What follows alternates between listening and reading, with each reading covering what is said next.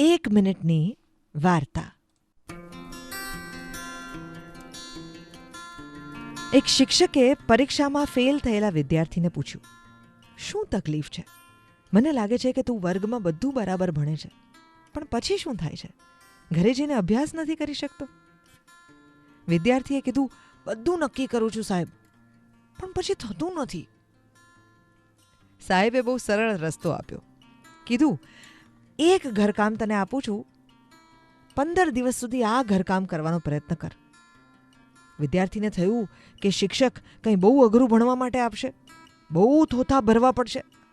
શિક્ષકે કીધું, રોજ સવારે નક્કી કરેલા સમયે ઉઠ, નક્કી કરેલા સમયે જમ અને નક્કી કરેલા સમયે સૂઈ જા. બસ માત્ર આ પ્રયોગ જે છે એ 1 મહિના સુધી કર. બીજું કોઈ ઘરકામ તારે કરવાની જરૂર નથી.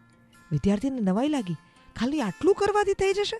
શિક્ષકે કીધું, માત્ર નિર્ણય કરવો અગત્યનો નથી હોતો, એને અનુસરવો પણ અગત્યનો હોય છે.